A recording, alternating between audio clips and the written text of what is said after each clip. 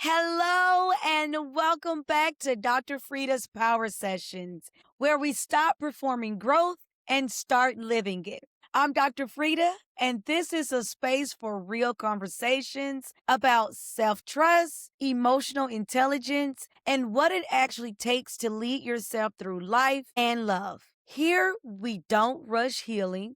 And we don't sugarcoat truth, and we don't confuse awareness with transformation. Power isn't about having it all together. It's about being honest enough to show up differently with yourself first. Now, every session is an invitation to pause, reflect, and choose alignment over autopilot. Now, let's get into today's power session.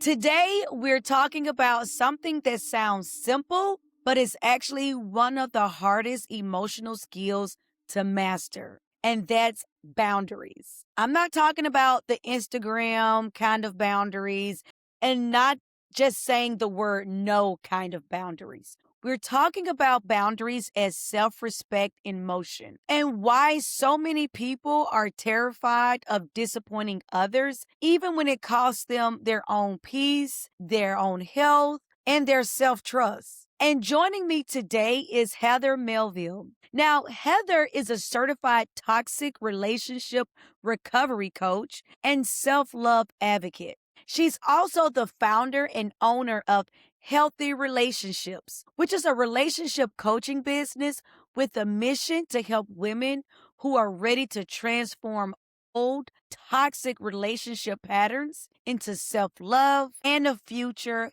healthy relationship. How you doing, Heather? I'm happy to be here. Thank you for that introduction. Sounds like I couldn't do any better. Well, I just want the listeners and everyone to know that Heather and I have spoken a couple of times and we just have such a connective vibe. She is an amazing person. I was fortunate enough to be invited to one of her webinars. And when I say it was absolutely amazing, informative, and transformative, I want people to know that if they are not subscribed to your newsletter and your webinars, they need to do that. And we at the end, we're going to let people know how to get and stay in contact with you because I was thoroughly impressed with the webinar. And I hate that I couldn't stay on for the second half. Gosh, I am so glad you said that too, because I think so highly of you and all that you have done, your background. So I'm like, well, I hope she thinks that it's good. So I'm so glad to hear that. Oh my gosh, yes. And you have a wealth of knowledge. You have a wealth of experience. And I love how you integrate the two to help other women to get out of any toxic relationship, even if it's with themselves. And so I want to ask you, when you hear the phrase boundaries as self respect in action, what does that actually mean to you? And not something theoretically that we may hear like from a therapist or something like that. Well, boundaries means to have respect for yourself. It's really about respecting that you're a person, that you're allowed to take up space. You're allowed to have feelings. You're allowed to say no. I know we talked about like no is the big one, but you're allowed to say no in the sense of how other people influence you as well. One of my favorite phrases, I think it's Eleanor Roosevelt, that says something along the lines of other people can't force you to feel a certain way. They can't force you to feel how you're feeling. That all comes from with you. And that's the one thing I really focus on when boundaries. There's the external boundaries of, like you talked about, saying no with your time, with your energy, and who you focus on and who you give other things to. But there's also the internal boundaries, the boundaries that are like, hey, you have an opinion of me and I'm not going to let that affect how I feel. Maybe I'll let it come around and maybe I'll self-reflect and be like, is that really true? Or are they coming from their own projection of themselves, But that's where I really focus on is those internal boundaries, and internal boundaries just protect how you feel and how you react, your behaviors, your thoughts, basically anything you have any real control over. That's a great point. I'm wondering, especially when people show up in relationships, I noticed that, and maybe you've noticed this too in your practice, that people, especially women, we don't really have a problem verbalizing our external boundaries. Like you were saying earlier about saying no with our time and with our space and our body, finances, and things of that nature.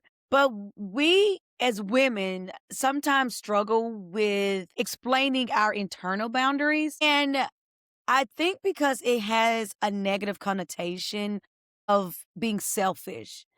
And I'm wondering, why do so many people, especially women, associate their internal boundaries that you was just talking about with being selfish or being mean with their partner or even loved ones? Well, and I think that kind of goes back to kind of how our society has, pushed so much of these ideas, especially onto women. And we're now coming into light of understanding all of those things. But the thing is, there's a fine line between, like I just talked about, like if somebody has a critique about you and then letting that in and then letting that transform the idea you have about yourself or your own opinion. There's a fine line between being arrogant and saying like, I'm fine. I'm good. Whatever she's saying is her own bullshit. And actually reflecting and being like, is this real? Has somebody else told me the same thing? And so like we kind of have to navigate that of like, okay, what is this person telling me? And do I really want this to transform my entire belief system about myself or anything else I have? And is it true? Where's it coming from? Do they have a motivation behind it? And so it's like that the arrogant part is the selfish part, I think we talk about in the sense that, like, you don't ever, selfish would be that you don't feel like you ever need to change yourself, that everybody else has to change for you, and that's the problem that we all kind of have to navigate that, we can't change anything outside of ourselves. The only thing we have control over is, like I said, the internal boundaries of our thoughts, our behaviors, our reactions, our feelings. Now we can influence others. So for instance, in a toxic relationship, when somebody is pushing your boundaries, when they're triggering you, the only thing you have control over is your behavior and how you show up when that's triggering. Now, that's obviously easier said than done. It takes practice when that happens, right? You have to, again, go for first, I'm aware of this behavior, then how do I change it? But like you can have that moment where I'm going to choose not to be triggered here. I'm going to choose a different reaction. And I'm not saying that's for sure going to influence, especially in a toxic relationship, especially the dynamics there, but it might influence them to change and be like, the way I tried to get at her with this argument didn't work. So either I need to change. I mean, and again, it all depends on who you're dealing with. If it's really a narcissistic relationship, you're probably not going to get through. Then it's one of those points where how much are you willing to change? How much are you willing to bend your boundaries? And bending your boundaries goes back to how much do you respect yourself? I want to go back. I absolutely concur with what you said earlier about not understanding people's opinions, and you don't have to accept it. But it is a form of selfishness if you go out and think that you don't need any help and what everyone is saying is incorrect and not true. So I agree with everything you said.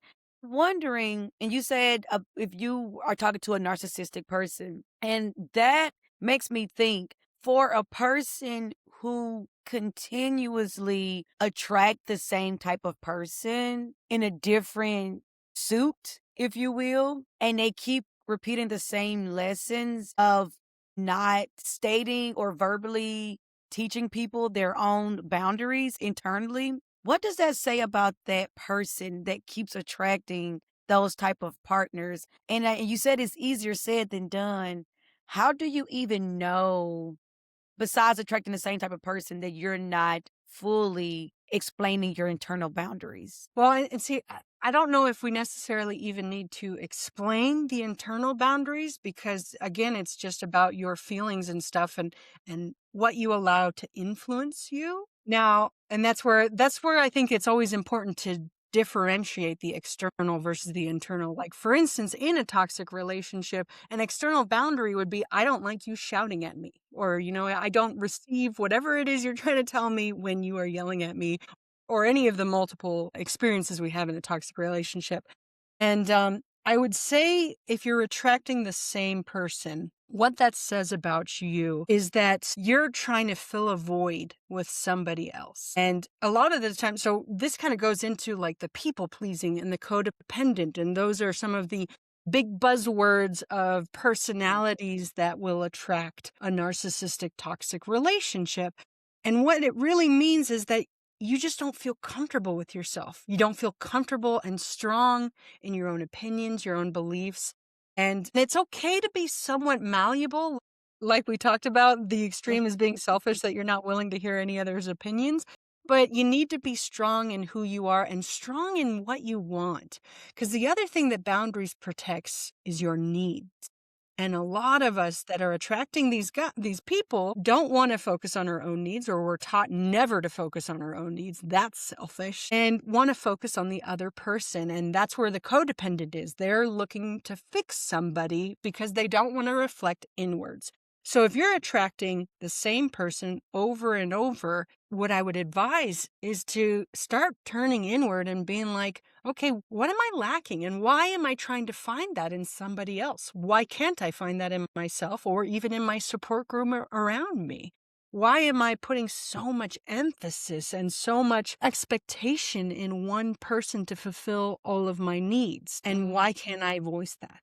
Because and it's all going to come, and that's the trigger here, is that it's all going to probably come from a childhood wound of some sort, right? Because Hmm. where do we not know how to say boundaries?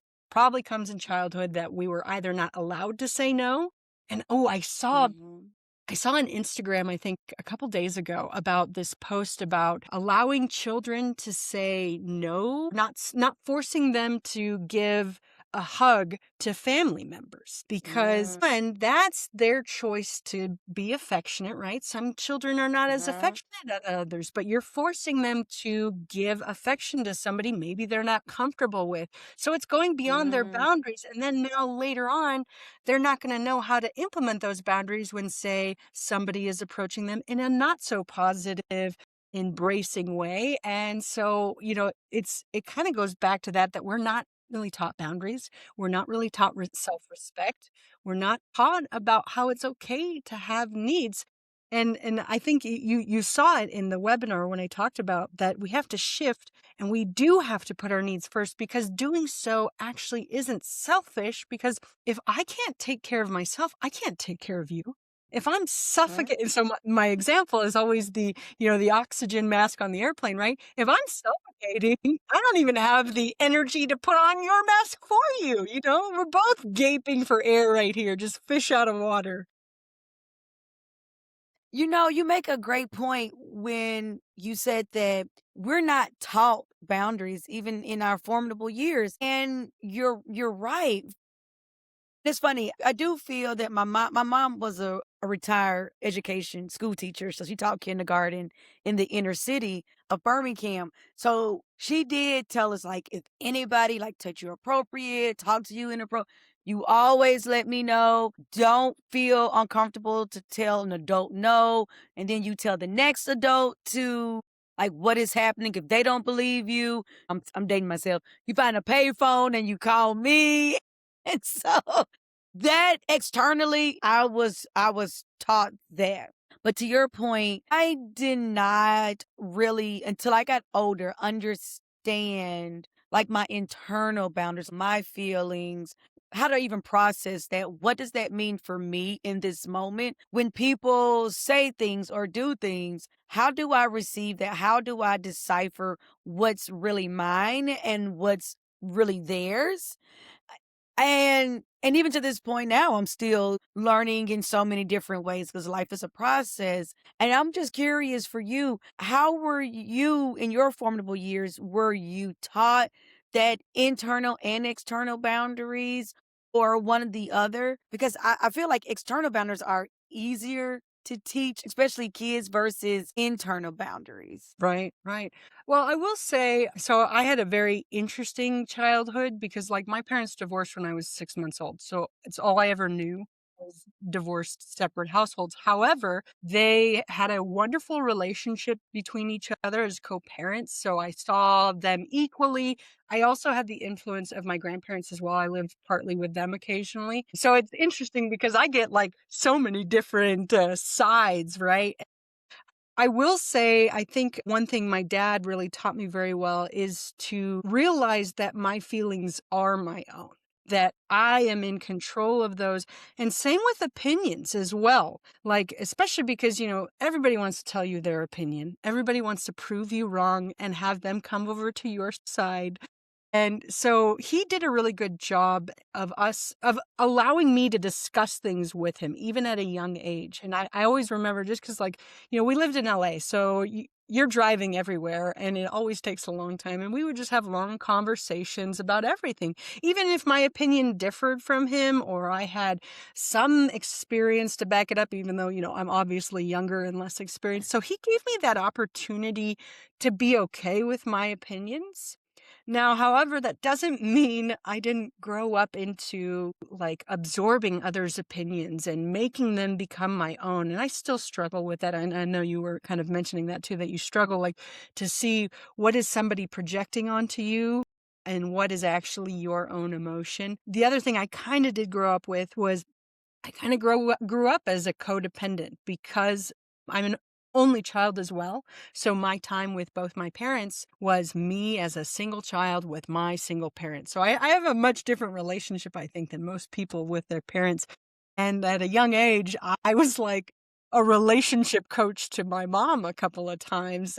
And, so I feel like that's kind of what pushed me into this edge of being a fixer and feeling like, well, I need to help her first. And then starting to kind of suppress my own stuff. And then in college, that stuff started to come out. And, I struggled with depression and all of that. So it was an interesting dynamic and I learned a lot, but I think it took me now in my 30s to kind of come back and reflect. And like you said, internal is a lot harder to teach, but coming back to myself again and being strong in my feelings and opinions, but then also having that gap that allows me to explore and grow because my opinions are from today, from now, from previous, from past experiences, but I can also have new experiences that might change that belief system. So it's a mixture of being open but being firm in your own beliefs. And to teach a child that, I think it really comes down to just being open to what they have to say. Even if it's just crazy, you're like, that's not how the world works, kid. But good effort for trying. So I think that's kind of where it comes from as far as like teaching internal boundaries of allowing them to voice their opinion and then exploring with them their feelings. So I don't have kids, and I read a lot of children's books because I know it's coming soon that I will want kids, and I want to be able to have them grow up emotionally intelligent and understand internal versus external boundaries. I just want to say that is absolutely amazing. Thank you for sharing your story as well. Even as a child, I think they creating that space for children is so imperative as part of their growing and rearing. They need to see and feel that they have a voice. Right. And I think that's so special. And on the other side, I do appreciate you're saying your relationship, growing up as an only child, it is a different dynamic than with the person with siblings, with divorced parents and things of that nature. And you almost being codependent with your mom's relationship and somewhat denying yourself that you when it came out later in college, you had these other experiences with depression and things of that nature. But that's still some type of self-awareness on your end to even know, okay, something is going on within me that I know I need to focus on. And that is the first step, in my opinion, Right. just being Right. aware of what is going on within you. And my question is, with so much clutter and so much distractions in our lives, how can a person, male or female, understand this is a trigger in me? This trigger in me has a direct correlation to unfulfilled or internal boundaries that I have not carved out yet or even allowed space for myself, or unresolved traumas from previous. How can a person sit with self, remove that clutter, and to just get to that step one of self awareness? Well, before I do answer, I will say too, my mom also did help me in the sense of being able to voice my opinions. Also because I was like her relationship coach, it almost made me feel Yeah. more. So I wanted to give some kudos to her as well, that she was also Yes. very involved in a part of that. Um, and it's interesting too, because I always reflect on why, and I've always been a reflective I've always sat Mhm. there and thought about, and I have no problem sitting and being quiet for hours on end. And I don't know if that's because of the being an only child and coming from divorced parents. Because I was like, wait a minute, why have I always been sitting there? Why have I always been curious about these things and kind of understanding where some of these abandonment wounds or attachment wounds come from? Why am I that person? Why isn't everybody like that, right? And it really just comes down to, what do you want your life to look like and what's preventing you from getting to that point? What's holding you back? What are these beliefs that are hanging around that might not even be yours? So asking that question, and one thing that helps for me as far as distraction goes, I think also we're struggling because of the way the world has become, with like Instagram only being, Mhm. such short reels, that we're used to the constant change. I'm a big fan of old movies, and you watch some of these black and white movies, the frame is there for 3, 4 minutes before it changes. And now movies are changing every 30 seconds. So Mhm. it's so hard. It's so bad on our brain too. So it's kind of a difficult question in that sense, because it's like, well, I grew up a very different way, it sounds like. And so one thing that I do sure is, I give myself, I know everybody talks about meditation, and the problem is we have this like yogi idea that, oh, we have to get enlightenment with meditation, and we have to be able to sit still and have our legs crossed, which you don't have to cross your legs. I can't cross my legs. No. I can't sit Indian style. My hips are real bad. But we have this idea, this stigma of meditation. But what meditation really is for me is like, so our brain is just constantly going, what is it? Descartes says, I think, therefore I am. Because we are Mhm. alive, we're going to have thoughts. There's no way around it. We have like 60,000 thoughts in a day, kind of thing. You can't avoid it, right? And I almost feel like meditation is like my brain's chance to be like, okay, you want to go? Go.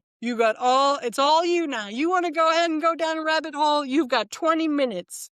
All you, buddy. And so sometimes that's what my meditation is. But I think the distraction thing is, I use a sleeping face mask, and then I Mhm. use cancellation headphones. And there's so much out there. You could do binaural beats. You could just do like some single tone stuff. But it's just giving you that space. And you don't have to sit there and be like, I can't have any thoughts, and I must focus on my breathing and all of this. It could just be a pause. And so as you keep doing this on a regular basis, again, consistency is so key. I mean, if awareness is the first step, consistency is the next step, Mm. right? And Yeah. so it's really also, do you want to do that? Do you Mm. think you need to do that to understand yourself, or can you just go forward from now? It's really just, the other thing is, I always talk that, like, somebody asked me this the other day, are you writing a book? Do you think you'll write a book? And I don't think I would write a book about toxic relationships. I have this idea in my head. It'll one day come to fruition. It's not now, but the book I will write is called Get Curious. And it's all about how to alleviate anything in your life. Honestly, it comes down to the questions you ask. Start getting curious. Mm. Why do I trigger like that? Where does that come from? Mm. Or like, Mhm. your fiance or your boyfriend does something in the dish in the sink, and you're like, and it's like, well, where did that come from? Is that because I saw mom do that to dad years ago or something like it? So it's just getting curious with yourself. And if that curiosity is going to lead to questions that make you feel like, okay, I do need to change something. Something is holding me back from experiencing real joy, experiencing happiness, getting to my highest level of emotional intelligence. I love that. And one thing, you actually remind me so much of my partner. He too is the only child, and his parents are still together though. We're a weird But bunch, I will say. yeah, and it's so. But my dad was the only child. One of my best friends, the only child. I attract a lot of like only children And here I in my am. life. Exactly, and there you're the only child.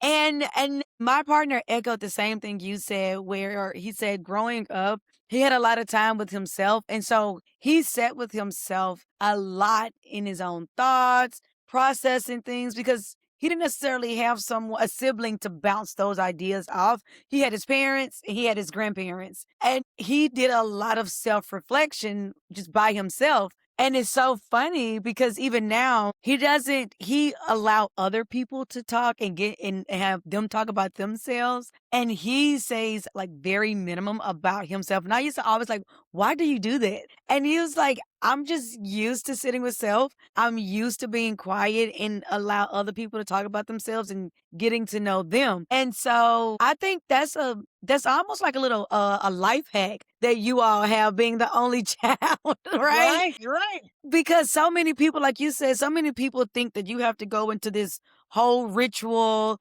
and seance of meditating where you have to sit like cross-legged Right, right. and you have to have the candles burning and the music.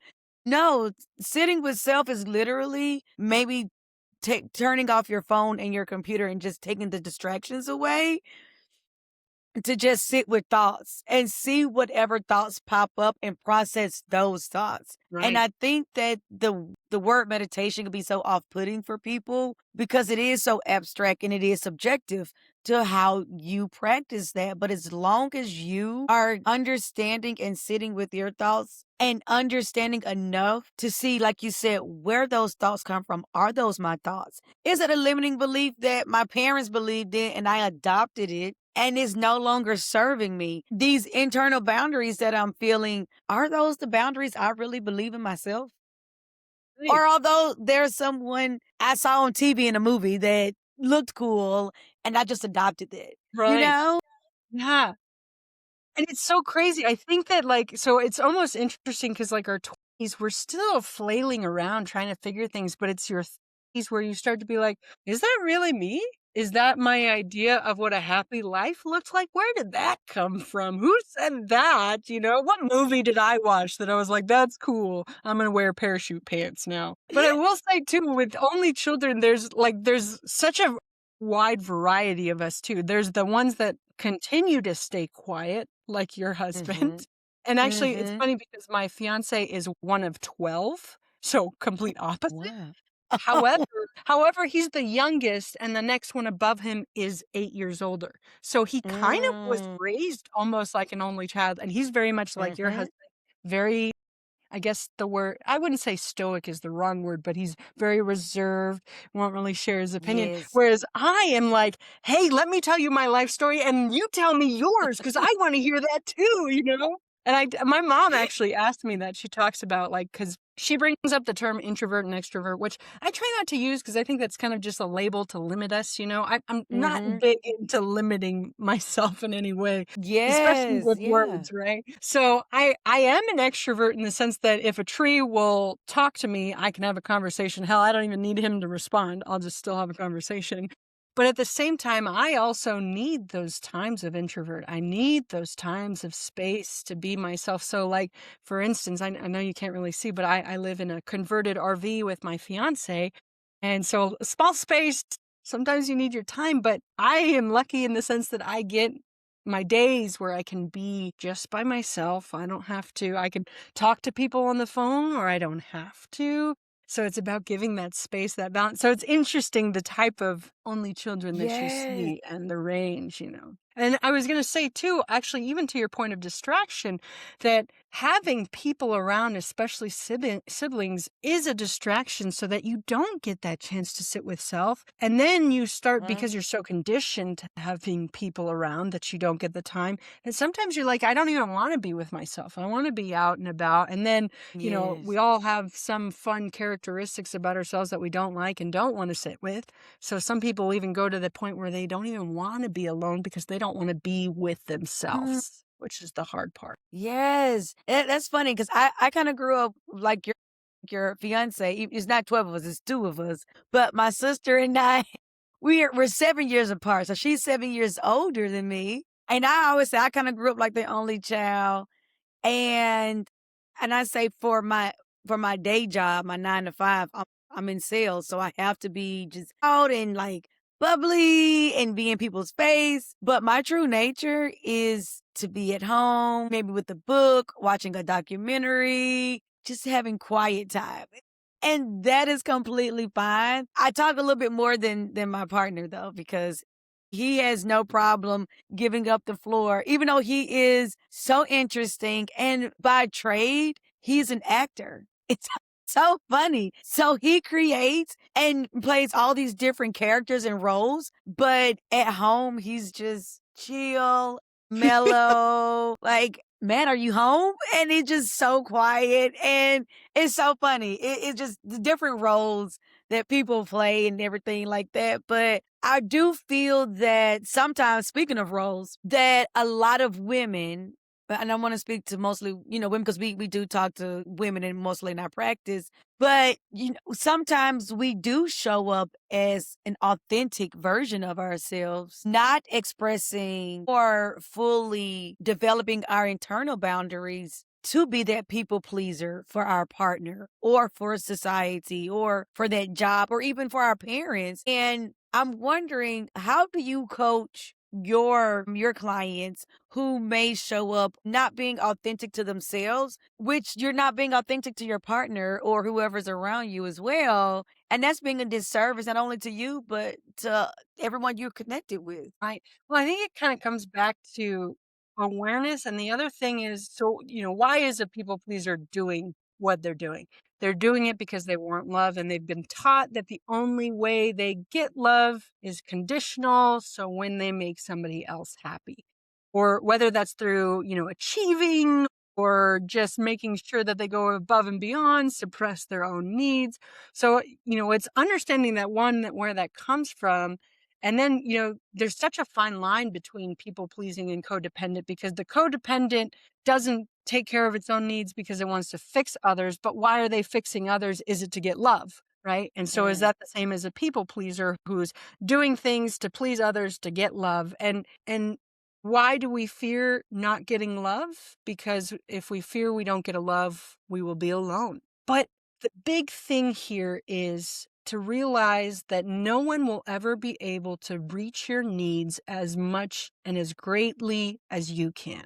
And that's the same mhm, thing with love as well. If you don't give love to yourself, then you have to go outside of yourself to go find it. mm, And part of mm, that is people pleasing, because you think that if you piss this person off, they're not going to love you. Well, and mm, then this is kind of a catastrophizing way of thinking, right? That like, if I piss mhm. them off, they're not going to love me. Well, if you piss them off and they're not going to love you, are these the people you want in your life? The one false Exactly. move and it's just like done.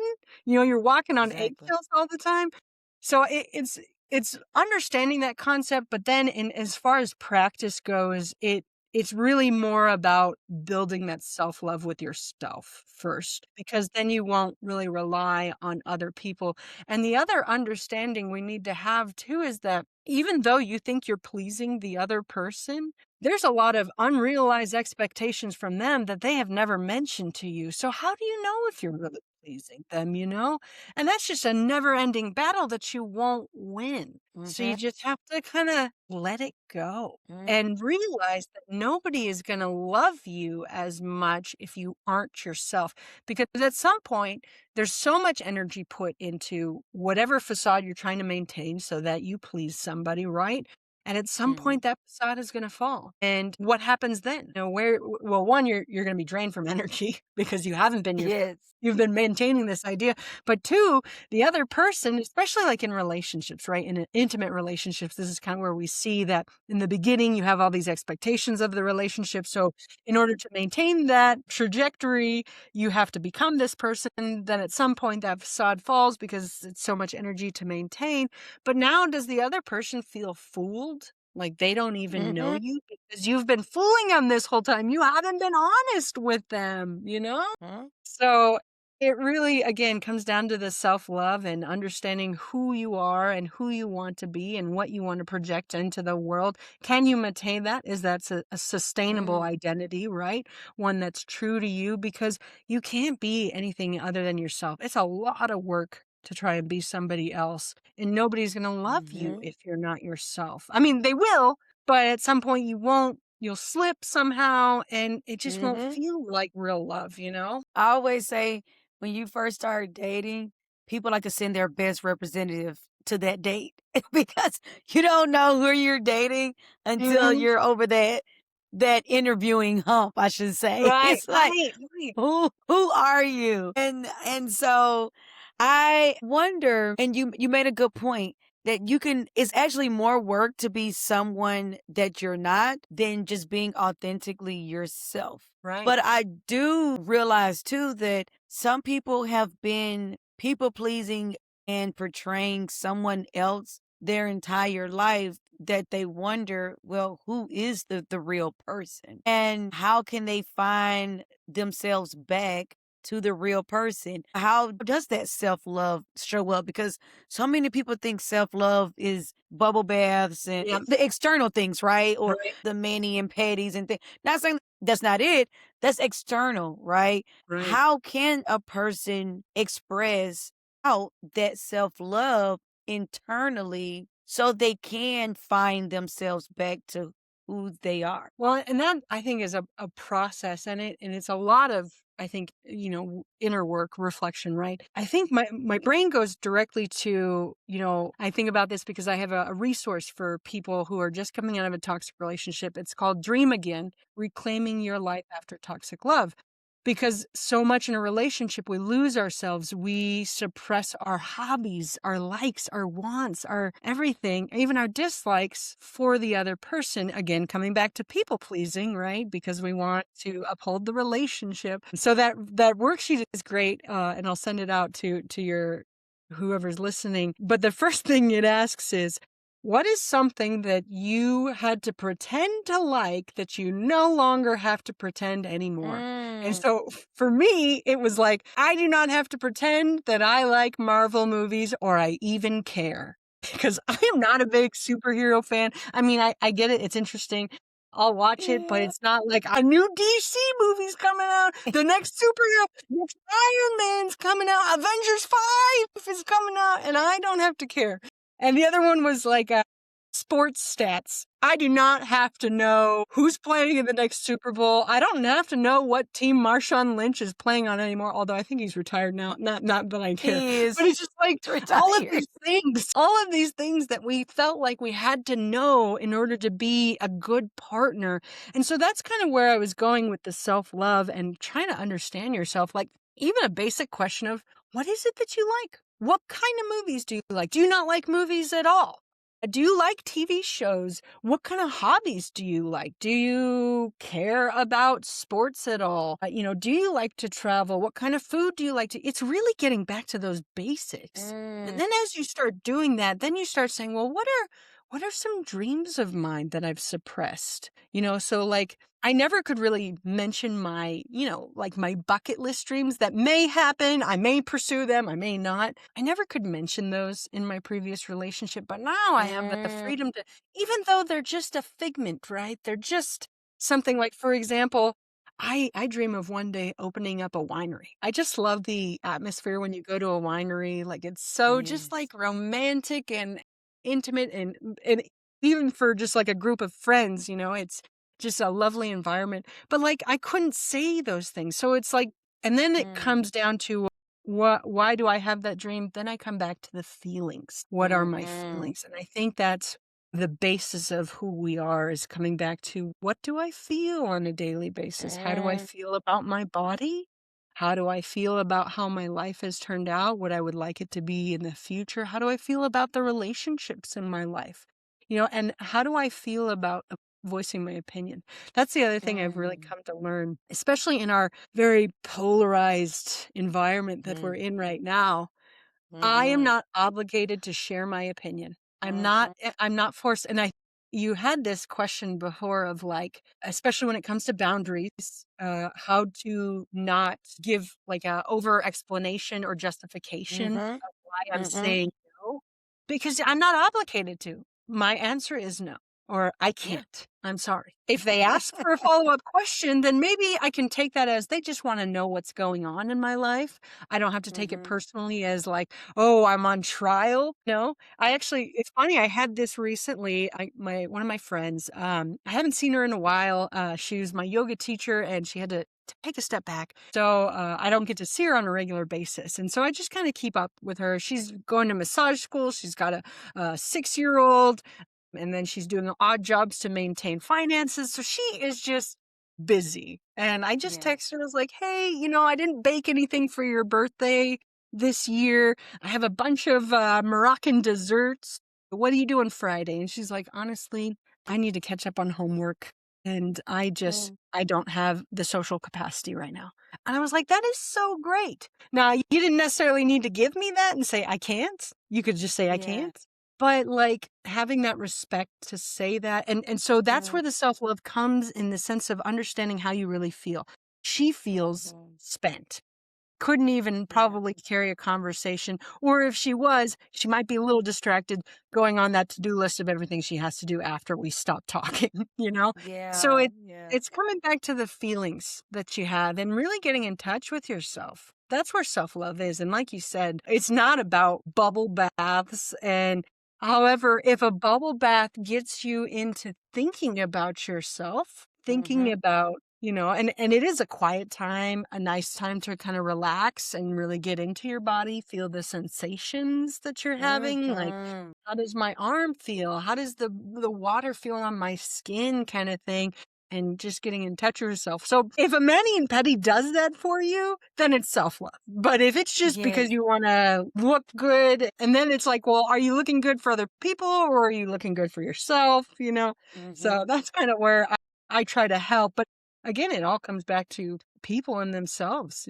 I can't True. force you to love yourself. Everything you said, I definitely agree. And what I teach people to just follow your passion. I don't care how big or small that is. And if like I tell my partner, if we wake up on a Saturday and you don't feel like, I don't know, doing housework or whatever, if you want to play the video game machine, do that. That's your passion. That's what you want to do at that time. I think that we get so caught up in the aspect of being busy or the aspect of, like you said, people pleasing, to we always have to have this persona, and it's draining and it's not you. Do what makes your heart flutter. If you want to dance in the rain and that's what brings you joy, wait till it rain and go out and dance. Have a good time. It could be something as small as that or something as big as, if you want to write a book, write a book. Your body is so intelligent. Your soul is having a human experience, not the other way around. So if your soul is being fulfilled and you feel this flood, like you were saying earlier, your different parts of your body, pay attention to that. If your heart is fluttering, if you have a smile without even realizing it, 9 times out of 10, that's something that you enjoy doing. If you just want to walk to the park and let the sun kiss your forehead, do that. That is your passion. That is something that that you can experience, and you don't owe anyone any explanation because it's not their life, it's yours. Your only job is to love self first, because once you get to self, then the byproduct is going to be felt by other people, and you're going to attract everything that is meant for you anyway. So just you got to focus on self first. So I agree with everything you said. It's so true. But people think that it has to be this grandiose thing that you have to do, and it's just no. If you want to, like, we have a kitty, and some days, some mornings, I just want to wake up and just play with Miss Peaches, and we have a good time. Something as simple as that. And so I just want people to realize, if they don't hear anything else from what you said, is that the self-awareness is the key word. If it was an open book test, is self. Okay. Start with self and just recognize and understand what self wants. And you don't have to, and I love that you said you don't have to over explain yourself. You really don't. That is, if you feel the need to say more, then yes, but it don't feel like you have to. Right. And so, with that said, Heather, how can we work with you? How can we listen to your webinars, get on your mailing list? Do you see people virtually, nationwide, internationally? How can we work with you? So I just do a coaching practice where you can choose however many sessions. It is usually virtually. If you're in the Tucson, Arizona area, I am happy to come see you. And then, so I do monthly webinars and they are found on Eventbrite. And so anything that you need to connect with, it's all under the umbrella of Healthy Relationships. On Eventbrite, Healthy Relationships. My website is healthyrelationships.info. Social media, healthyrelationships.coach. So if for some reason you forgot Healthy Relationships, I should have like a little like song tune. Relationships. But yeah, if you're struggling and you don't even have to be coming out of a toxic relationship to still, because honestly, when I talk to people about any relationship issues, a lot of it comes down to not believing that we're worthy, not believing that we're worthy to ask for what we need, not worthy to put up boundaries. So, if ever you need help with that, obviously reach out. And again, the newsletter that I send out weekly, which is kind of fun, frivolous, Mhm. unicorn themed, and you'll figure it out when you sign up. But you can go to the website healthyrelationships.info, and at the bottom you can sign up and it'll shoot you off to my weekly newsletters and stuff like that. This has been always a pleasure to see you. I love your big smile too. I'm just like, Thank you, and likewise. And I don't think Heather is giving her newsletter justice because right before we started this podcast, I just received her weekly newsletter. So I too am signed up, and it's really, really great information. It's not something that's just going to clutter your email. No, these are tools. I always teach people life is going to happen. You want to have a toolbox of resources. Her newsletter, her weekly newsletter, her monthly webinars are tools for your life toolbox. So do not just pass up on it. These are resources that can help you because, like I always say, life is going to life. You just need to be ready and prepare for it. And she has some like phenomenal, amazing resources. So I just want to say that because I read it and I think it's amazing. And the oh work my you're doing gosh. is That absolutely amazing. So, Oh, that so makes me so like, when like you get a compliment from somebody, but you don't think highly of them. It's like, oh, okay, yeah, you said that. But when you really like already think highly of somebody and then they give you a compliment, it's like, she thinks this uh, of me. So I really appreciate that. I really appreciate that a lot. There was one more thing I wanted to say, especially about like we talked about that awareness is the first step. Especially when you're yes. going down that awareness thing, it's important to not be judgmental about yourself, not Mm, start berating yourself and blaming and angry, because you're going to do that. You're going to be like, why am mm-hmm, I like this? I'm so stupid, mm-hmm, but don't. It's okay. mm-hmm. It's okay. You've Yes. done that. There is nobody here that is perfect. I have yet to meet a perfect person, and I don't think there ever was in the past. I'm They don't sure exist. I'm sure even Jesus, Gandhi, all of them, one of them had a weird toenail or something, you know? Yes, I agree. You got to have that space of compassion and grace for yourself. And do not let judgment keep you in this psychological box where you don't think you can get ahead because that in itself is not true. So I want to bring it back full circle. What Heather alluded to earlier, that self respect isn't loud, it's consistent. So just keep working towards self, being consistent. And that's what creates these healthy internal and external boundaries. Because boundaries aren't walls, they're doors with discernment. So, again, thank you, Heather, for joining me on today's power session. And I am Dr. Freda. I will see you all next week. Talk to you soon. Bye.